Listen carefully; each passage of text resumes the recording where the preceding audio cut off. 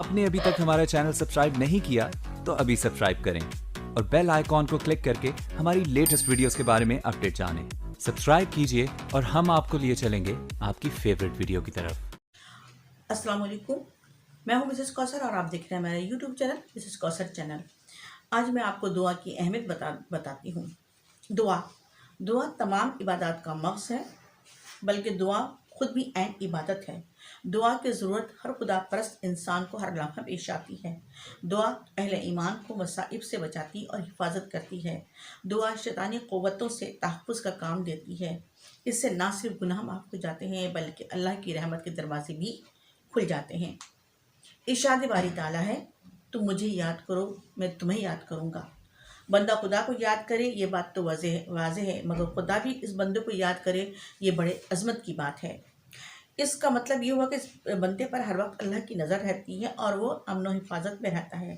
दूसरा ये कि अल्लाह ताला अपने इस बंदे की मोहब्बत दूसरे लोगों के दिलों में पैदा कर देता है और लोग ऐसे मुत्तक़ी इंसान से मोहब्बत और एहतराम से पेश आने लगते हैं।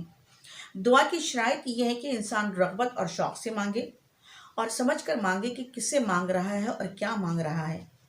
दूसरे ये है कि आजिज़ी और इनकिसारी से मांगे। दुआ को खुफिया और आहिस्ता मांगना अफजल है। दिल में खुदा का खौफ रखते हुए गिड़गिड़ा कर अपनी मुराद अल्लाह के हुजूर पेश करनी चाहिए। अल्लाह ताला के सिफाती नामों को पुकार कर दुआ मांगना भी अफजल है। दुआ के दो अहम जुज़ हैं, एक खौफ और दूसरा उम्मीद। यानी अपने गुनाहों और बदअमालियों की वजह से दुआ के रद्द हो जाने का खौफ भी हो और मगर अल्लाह की रहमत और फजल से दुआ कबूल हो जाने की उम्मीद भी हो।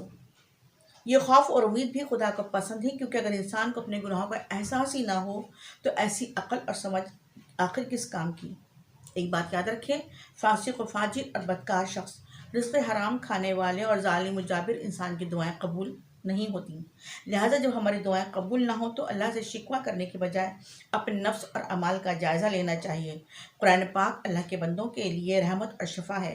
कुरान की फजीलत हुज़ूर अकरम सल्लल्लाहु अलैहि वसल्लम ने यह बयान फरमाई है, कुरान पढ़ा करो, उसको दूसरे कलामों पर वही फजीलत हासिल जो अल्लाह ताला को अपनी मखलूक पर हासिल है। कुरान की पहली सूरह फातिहा को उम्मुल किताब भी कहते हैं। सूरह फातिहा एक ऐसी दुआ है जो अल्लाह ताला ने खुद अपने बंदों को सिखाई है।